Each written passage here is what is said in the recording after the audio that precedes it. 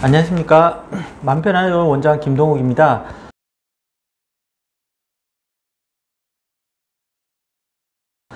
그동안 저 유튜브를 사랑해 주셔서 진짜 감사드리고요. 그래서 저희도 보니까 동영상이 한 20개 정도 올라간 것 같아요. 그래서 시간이 천천히 가는 것 같았는데 이 영상들을 쭉 모아놓은 것을 보니까 세월이 정말 빨리 가는구나, 여러 가지 생각들이 듭니다. 그리고 제가 좋아요와 구독을 눌러달라고 했는데 저도 이제 좋아하는 영상들을 보게 되는데 좋아요까지 누르는데 구독하기가 쉽지는 않더라고요. 그래서 구독해 주신 분들한테 정말 감사하다는 말씀 좀 드리고 싶고요. 그리고 오늘 준비한 영상은 질문들에 대해서 조금 알아봤습니다. 저도 이제 유튜브를 하다 보니까 조회수에 신경을 안 쓸 수는 없는 것 같아요. 근데 아마 강박증이나 여러 가지 증상들에 대한 설명보다는 약물 부작용이나 일반적인 치료에 대해서 상당히 좀 궁금해 하시지 않나 하는 생각을 좀 하게 됩니다. 그래서 오늘은 댓글들을 쭉 봤을 때 가장 많이 말씀하셨던 부분들 중심으로 좀 설명을 드릴 텐데요. 정신과 치료나 또 궁금해 하시는 가족분들에게 특히 도움이 좀 되셨으면 하는 마음을 담아서 준비했습니다.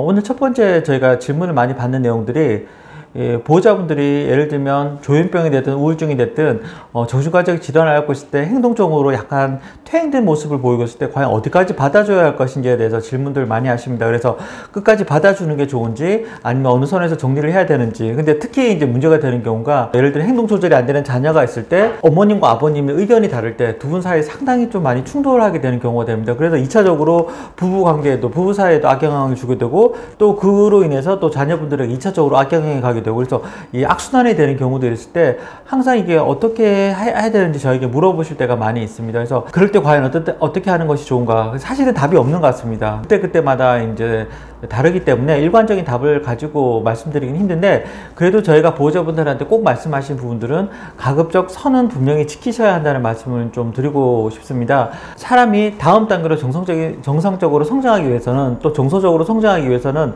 강한 것과 그 부드러운 것이 똑같이 필요하게 됩니다. 강한 쪽에 대한 어떤 큰 질서에 대한 어떤 필요, 그리고 또 그 질서 안에 있을 때 그 질서까지 가기 위한 부드러움이 두 가지가 다 조화를 이룰 때 한 사람이 정서적으로 성장을 하게 되는 부분들을 관찰할 수 있는데요. 그래서 자녀가 행동 부분을 보일 때 예를 들면 뭐 시계를 사달라고 할 수도 있고요. 그리고 뭐 여러 가지 자동차를 사달라고 할 수도 있고 아파트를 사달라고 할 수도 있는데 다 사줄 수는 없는 거죠. 현실적으로. 중요한 거는 어느 선에서는 받아주고 또 어느 선에서는 받아주지 않는 어떤 그 부분에 대한 한계가 명확히 좀 필요하다는 부분들이 말씀드리고 있습니다. 그리고 또 한 가지는 반드시 어떤 행동에 대한 제한이 걸리게 되면 일관적이고 반복적으로 그 선을 좀 지켜주셔야지 그 자녀분들이 성장을 할 때 그걸 바탕으로 해서 다음 단계로 성장할 수 있는 부분들이 됩니다. 그래서 무조건적으로 수용해 주거나 무조건 안 된다고 자르는 형태가 자녀 양육에 있어서는 좋지는 않은 것 같고요. 반드시 기본적인 일관성을 가지고 어느 정도까지는 충분히 받아주는 부분들이 있지만 하지만 그 제한을 넘어섰을 때는 지속적으로 안 된다고 얘기해 주시는 부분들이 꼭 필요한 것 같습니다. 예를 들면 아이가 있을 때 마트에 가서 자기가 원하는 물건을 사달라고 했을 때 1,000원짜리, 5,000원짜리 예를 들면 10,000원짜리까지 사줄 수 있더라도 10만원짜리, 100만원짜리가 되는 것들을 그날 가서 사달라고 해서 사줘서는 안 될 것 같습니다. 어머니와 아버지가 상의를 하실 때는 어느 선까지 해줄 수 있을지 오히려 상의할 수 있는 기회로 삼아 주셨으면 좋겠습니다. 그래서 어머니와 아버님 생각이 다를 때 서로의 생각에 대해서 맞고 틀리고 문제가 아니라요, 어떤 경우에 어느 정도로 그 원칙을 적용할지에 관한 부분이라서 그 부분에 대해서 상의를 해보신다 그러면 생각이 다른 부분들을 조율을 할 때 도움이 되지 않을까 하는 생각이 듭니다. 예전에 제가 입원실을 운영할 때가 있었는데 그때도 환자분들의 행동적인 문제가 될 때 예를 들면 간식 문제가 있을 때 어느 선에서는 허용이 되지만 그 선을 넘어섰을 때는 반드시 제한을 걸고 또 안 된다는 부분들을 반복적으로 설명하고 이제 그런 과정을 통해서 환자분들이 현실감을 되찾는 데 도움을 되는 부분들을 많이 봐왔습니다. 그래서 가족 내에서도 행동 문제로 힘들어할 때 그런 방법들을 일단 기본적으로 쓰시는 것이 반드시 중요하다는 말씀을 좀 드리고 싶습니다.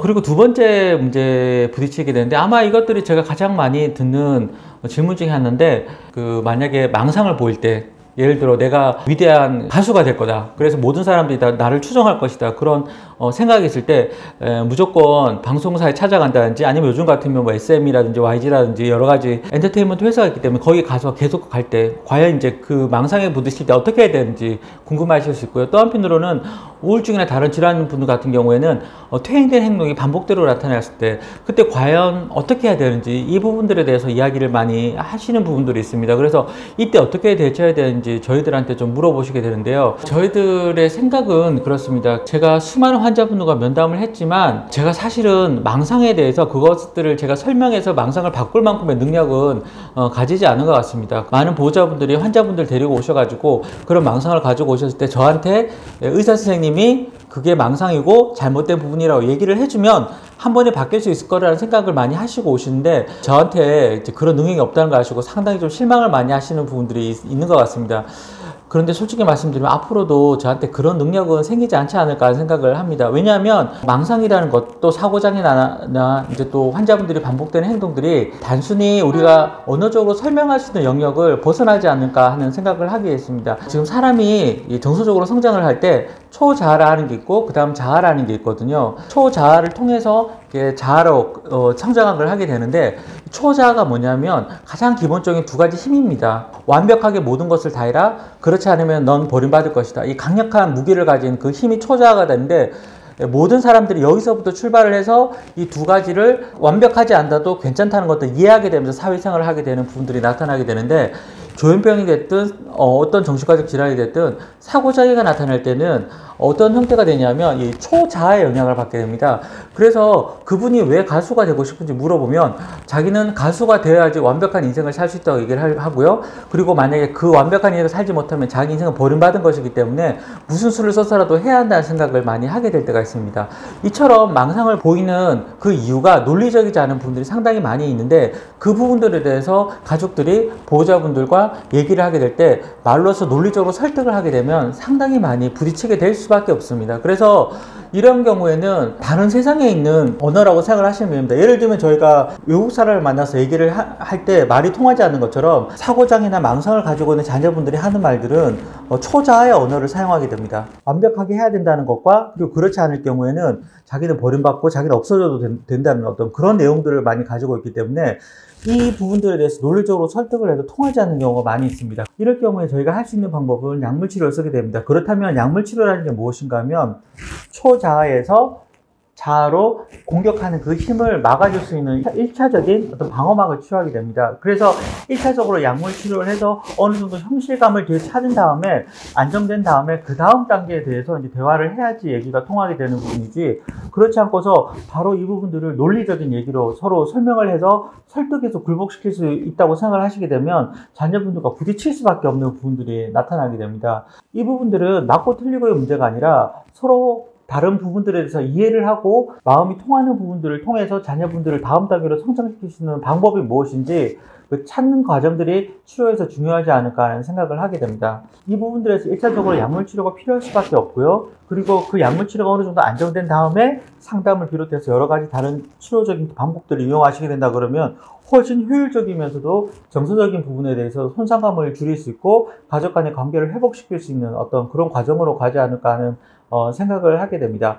그래서 이런 과정들을 통해서 자녀분들과 이해하고 소통을 하신다면 조금은 더 나은 부분들이 되지 않을까 하는 생각을 하게 됩니다. 그래서 제가 오늘 말씀드린 부분들은 어쨌든 가장 큰 틀에서 말씀을 드린 건데요. 앞으로 저희들이 준비한 부분들을 통해서 구체적인 부분들에 대해서 어떻게 풀어나가면 좋을지 같이 나눌 수 있는 어떤 그런 시간들이 되었으면 좋겠습니다. 이번 시간 저희가 들어주셔서 감사하고요. 그러니까 제가 처음에 말씀드린 것처럼 좋아요와 또 힘드시더라도 구독을 꼭 눌러주세요. 감사합니다.